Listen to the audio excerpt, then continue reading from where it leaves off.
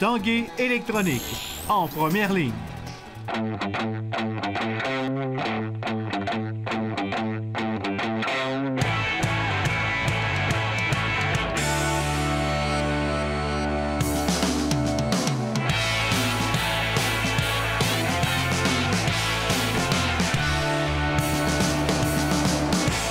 À tous un bon jeudi, bienvenue à l'Esprit sportif. On parle d'abord des Remparts de Québec, équipe choyée de jouer devant des milliers de spectateurs ici au Centre Vidéotron.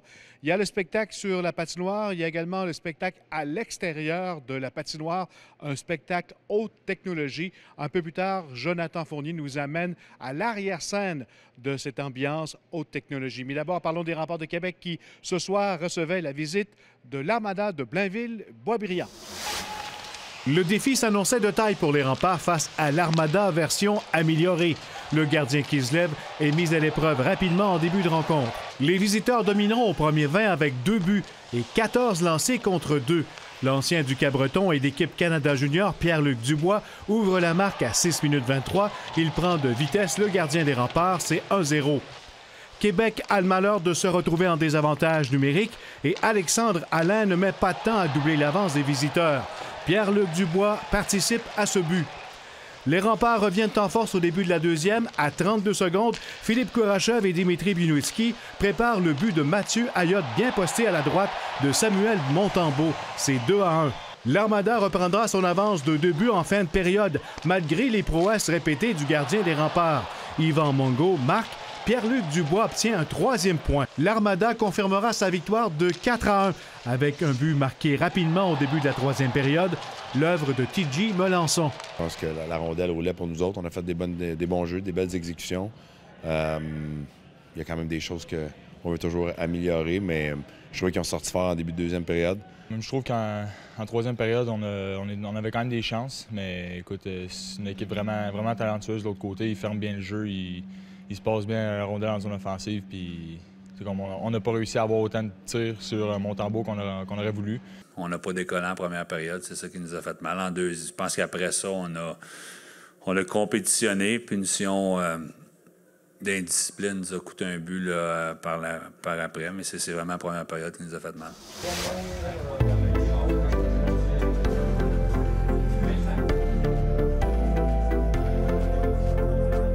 L'adaptation qu'on a eu à faire entre le Colisée Pepsi puis le Centre Vidéotron, c'est le jour et la nuit. Là, on tombe avec la nouvelle technologie HD, caméra fine pointe de la technologie. C'est une régie de télévision, finalement. Là. Demain matin, on pourrait très bien être diffusé sur TVA Sport sans aucun problème. C'est sûr que quand on parle du côté de l'animation, on vient rajouter toute la technologie du LED, les Arénavision. On a 3 niveaux d'Arénavision qui nous permettent de faire de l'animation, de passer des publicités, de passer des commanditaires. Notre Jumbotron, notre fameux écran géant, c'est un écran qui est vraiment à la fine pointe de la technologie, en 8 mm HD. La clarté est extraordinaire. Les gens du Centre Bell viennent ici, ils sont vraiment étonnés du travail qu'on peut faire puis de la technologie qu'on a acquis. On rentre souvent à 5-6 heures avant que la partie débute pour mettre en place toutes les choses technologiques, donc partir le building dans sa nouvelle technologie au complet. Que nos spécialistes, 2 heures avant le match, soient là. On fait une petite rencontre, on va faire certains points, une mise à jour du contenu, les nouveautés dans le match d'aujourd'hui, puis s'assurer à ce que tout soit en place. Stéphane, as-tu déjà compté le nombre d'écrans que tu as en face de toi? Honnêtement, non, mais j'en ai beaucoup. Je te dirais que la plupart des écrans sont tous utiles à quelque chose. Les caméras 1, 2, 3 qui servent pour le match de hockey. Caméra 7, caméra 8, 9, 10, 11 en haut également. Tu sais, juste en disant ça, je me rends compte que j'ai 11 Kodak sur la glace. En plus du caméraman qui est dans la foule pour Mélissa. À travers ça, on a nos playbacks également pour nos promos et différentes reprises vidéo pour les matchs. C'est un 23, peut-être 3. Donc, on a un aiguilleur, un producteur qui est là, Game Presentation. On a un statisticien, graphiste, reprise, contrôle de qualité de l'image. On a même un gars qui s'occupe de contrôler une caméra robotisée qui est au banc des punitions. Par la suite, on a 5-6 caméramans qui sont déployés dans le building, que ce soit la caméra RF, sans fil, qui se promènent pour aller filmer les différentes interventions avec Mélissa ou les différents moments avec la foule.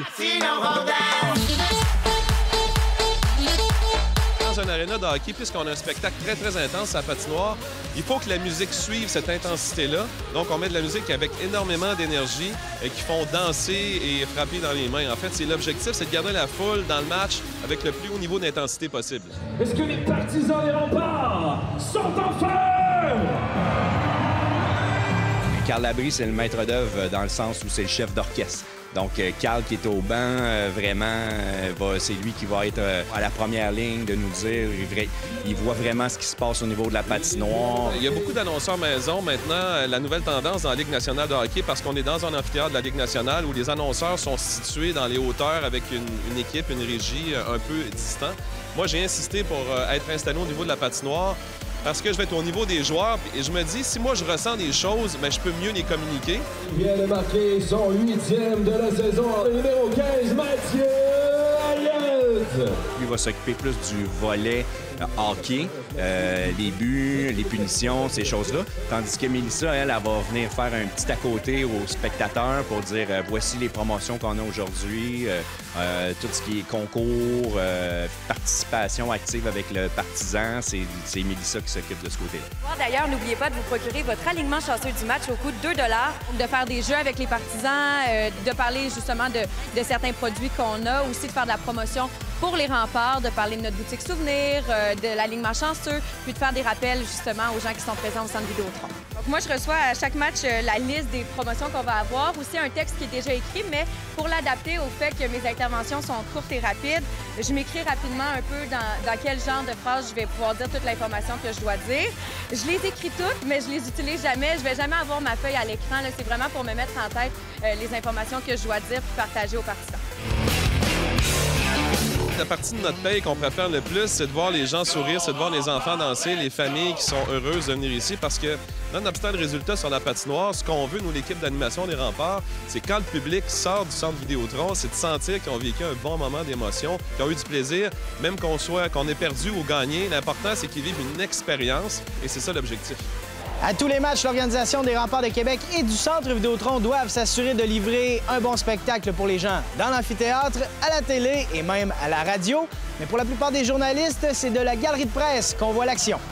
Ici Jonathan Fournier pour l'Esprit sportif.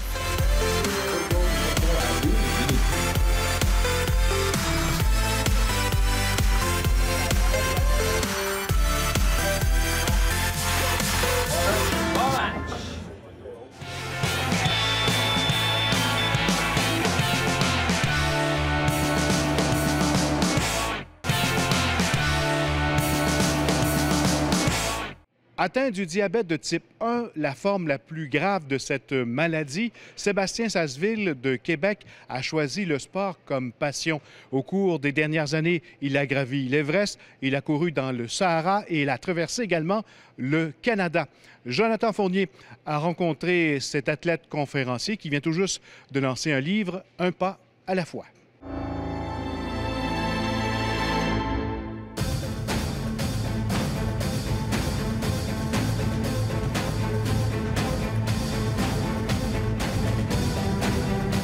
Je suis de Québec. J'ai étudié à Laval en communication. À l'époque, je n'étais pas sportif, je n'étais pas actif, j'étais plutôt turbulent. 22 ans, diagnostic de diabète de type 1, c'est ce qui a tout changé de mon côté. Donc, ça a donné un sens aux choses que je voulais faire. Je n'étais pas actif, mais j'avais de l'ambition, je voulais voyager, avoir une carrière et tout ça. Et puis, suite à ça, bien, plein de grands projets qui sont survenus. Et puis, le message, pour moi, ça a toujours été ce qui est important, plus que les performances. Quel est le premier sport qui t'a intéressé? Ça a été l'alpinisme, donc c'était mon rêve de petit gars de faire l'ascension du mont Everest. Pendant des années, ça a été un rêve. Et puis, il est arrivé un jour où j'ai décidé de le transformer en projet. Donc ça a une grande puissance, ça aussi. Quelques années plus tard, ça m'a amené jusqu'au sommet du mont Everest, qui est le plus difficile. Ensuite de ça, il reste l'exécution, qui est une ascension de 2 mois. Donc des fois, on l'oublie, on ne sait pas. C'est pas une histoire de fin de semaine. L'Everest, c'est 2 mois. Et une fois que le sommet est atteint, le sommet, ça dure pas très, très longtemps. C'est 5 minutes. Donc 10 ans de travail pour ces 5 minutes-là. Et la partie la plus périlleuse, c'est la descente. Est-ce qu'il y a eu des moments plus difficiles pour l'ascension de l'Everest, des choses qui nous ont marqués? C'est certain qu'il y en a eu. Il y en a eu plein. Puis c'est même, selon moi, c'est une partie importante du processus. Donc, ces difficultés-là, tant dans la planification puis l'exécution, c'est pas de croire qu'il faut les éviter ou qu'on va réussir à les éviter. Il faut vraiment aller puiser quelque chose dans ces difficultés-là. Quand on est sur la montagne, il y a des journées extrêmement difficiles, il y a des journées stressantes, il y a de la bonne météo, des choses qu'on contrôle pas. Donc, de rester fixé sur l'objectif, la finalité, mais encore plus important, le message, le pourquoi on fait ça, c'est ça qui donne l'énergie de continuer. Après un défi à la verticale, on s'est lancé dans un défi à l'horizontale. Pourquoi pas la traversée du Canada? De toute façon, c'est un petit pays. 7200 km à la course, donc de Saint-Jean-Terre-Neuve jusqu'à Vancouver. C'est 7200 km en 9 mois. J'ai couru 5 ou 6 marathons, l'équivalent de 5 ou 6 marathons par semaine pendant tout ce temps-là.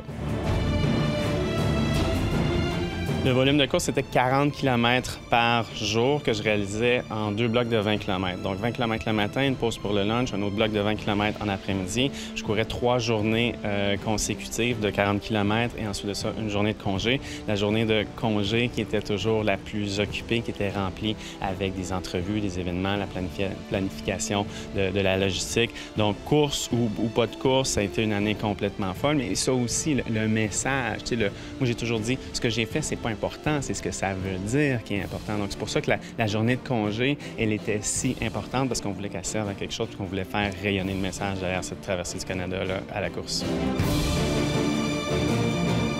Et à ça, c'est ajouté d'autres défis, une traversée du Sahara, pourquoi pas? Course du Sahara, c'est une course assez mythique, ça aussi. En 2012, je crois, 250 km en 5 jours en autonomie complète dans le Sahara. Ce qui est intéressant avec ça, c'est, je parle beaucoup de changement quand je suis en entreprise, donc de passer de l'Everest au Sahara, créer de la performance et la maintenir dans des environnements qui se transforment. Donc, comme athlète, comme entrepreneur, comme personne, ça a été une aventure qui a été vraiment remplie de leçons. Quelle est la prochaine étape pour Sébastien Sasseville? Retour aux vieux amours, donc c'est le triathlon. Je suis assez occupé ces temps-ci, donc c'est pour le plaisir, la santé. Retour au Ironman également. On te le souhaite. Merci beaucoup. Merci. Voilà, c'était l'Esprit sportif pour aujourd'hui. On se donne rendez-vous demain. Bye-bye.